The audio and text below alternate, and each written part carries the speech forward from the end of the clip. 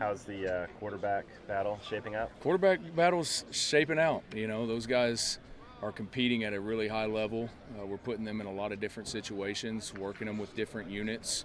And at the end of the day, what we're evaluating is how well they're moving the offense and how well they're putting the ball in the end zone. If they're pushing the ball down the field, if they're getting the ball to the right spot. And, when you go through a competition like this, they need to understand it's not we need you to make more off-schedule plays, just make the play when going through your progressions and going through your reads. Could you foresee playing two quarterbacks in the first half of the opener?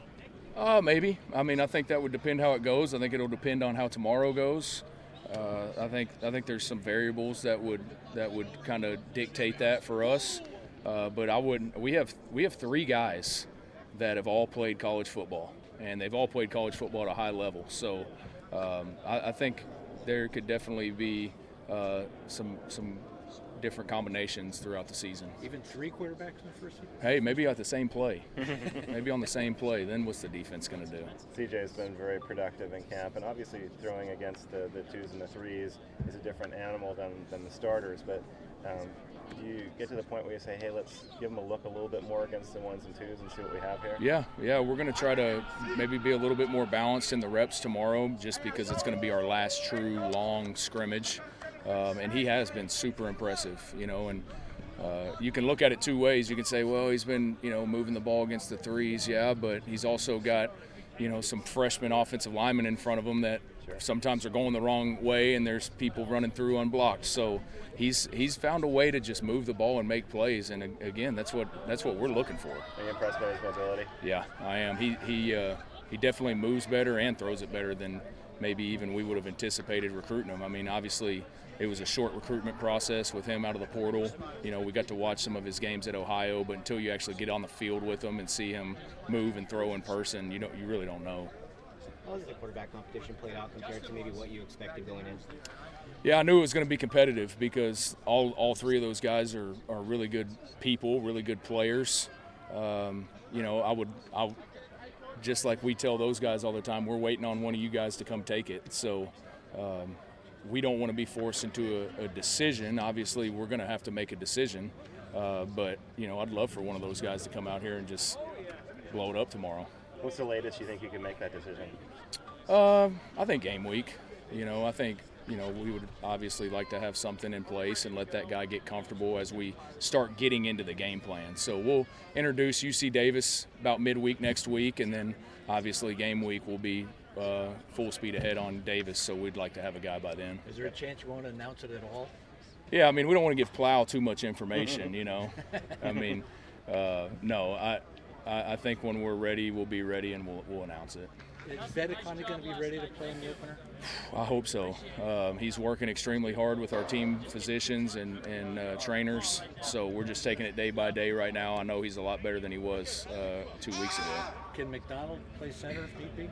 Yeah, so right now what I'm trying to do is train multiple guys at center. What I do not ever want to have be the case is we're in the middle of a game and we don't have somebody that's got a lot of built-in reps at that spot. So, last year was a great example of that. I repped Brian Driscoll and Matthew Cindric all fall camp, and Matthew Cindric tears his bicep the first half of the first game, and Brian Driscoll had to slide over and start the rest of the season there. So I'm trying to make sure that we have 2 to 3 guys that are always ready to go at that spot. And Swinney can play guard center? Yes. Swinney, Wyckoff, and McDonald, all 3 can play all 3 spots.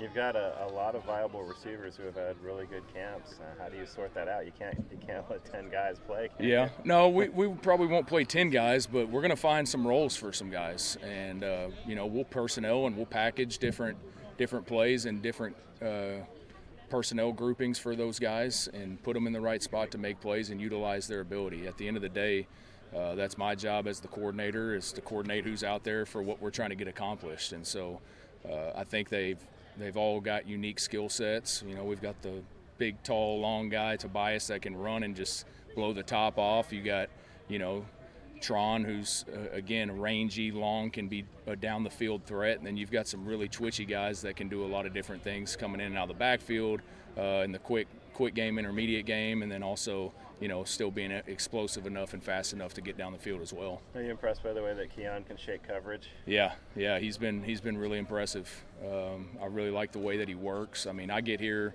at about 5 o'clock every morning, and I go jump on the treadmill for a little bit just to clear the mind, and he's the first guy in there. He gets on the jug machine every morning at 6 a.m. in the weight room, and I've been waiting for him to fall off. He hasn't fallen off yet, so I think that's just kind of how he's wired. Are Mikey and Brady two very similar players, stature and skill set? Yeah, JB's a little bit bigger. Mikey's probably a little bit twitchier. Both really good players, though. I mean, they both are going to help us tremendously. If you have 80, 85 offensive plays in a game, how many receivers do you expect to play? I would say between 6 to 8. We'll have kind of a two. We'd like to be 2 deep at every spot, so we're obviously going to base out of 11 personnel. So we're going to have a tight end on the field the majority of the time.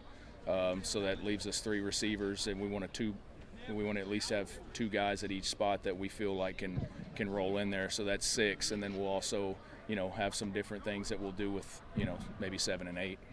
You figure to have 2 or even 3 tight ends in games in a time. Yeah, sometimes. Yeah. So again, I think situational football is going to be huge for us this year. We've got to improve in that area, whether it's third down, whether it's short yardage, whether it's red zone, score zone.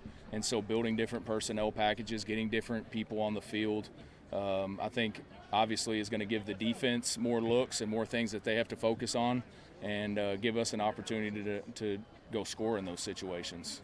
A lot of times those heavy tight end sets eliminate an offensive threat, but you've got situations where you can put a couple of guys out there that are just as likely to catch a ball as the receivers.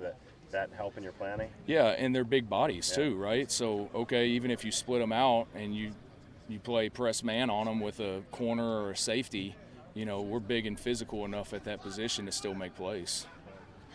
Offensive line-wise, there's been some movement with guys moving to different spots, but the groupings have pretty much stayed the same. How much movement is there that you could anticipate maybe moving some other guys around? Yeah, I think obviously the Vatakani piece will be huge on that. The 5 guys that have been going this week are have been the 5 most consistent. But I'm telling you, those there's a couple guys behind them that are really pushing and really coming on, and I think it's going to be I tell those guys it's a constant evaluation. I mean, we get into the first game, you got to go play, and we got to make sure that we're playing at a high level. And if we're not, we're going to give somebody else the opportunity to prove that they can. And so, for the most part, we're pretty experienced up front. So I feel like I know what I have. Those guys are in year 2 of my system, and as far as run games, protections, verbiage, all of those things. So that's been great carryover, and we've kind of been able to go to a little bit more graduate level O-line play than we were at this time last year. We were just really teaching the scheme and the technique. At any of the competition battles this tomorrow, any kind of make or break for any of those guys? Every day is make and break for those guys, and that's the way we want them to feel, and that's why we brought in competition, really, and that's at every position across the board. We want our guys, every time they step on the field, to feel like somebody's trying to take their job, and that's our job as coaches, is to make sure that we put the best 11 guys on the field.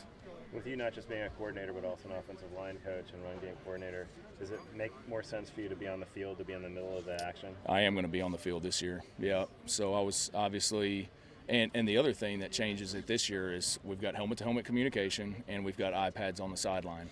So for me in the past, I've called plays from the box because you only get one shot of seeing it from that bird's eye view. Well, now as soon as we get off the field, I'm watching the film on the sideline. So being able to make those adjustments, and then as the O-line coach, I have to be able to coach those guys on game day. I can't be in the box. Yeah. Are you saying anything to the quarterback as he approaches the line of scrimmage? There's certain plays that I will communicate a little bit more. There's also certain plays where I just want to give him the formation, the play call, the protection, and let him go. And I think you can give those guys too much information. Now, if I see a pressure coming and I want them to change the protection, man, all I got to do is push a button and we're sliding the protection the other way. So that's been pretty cool.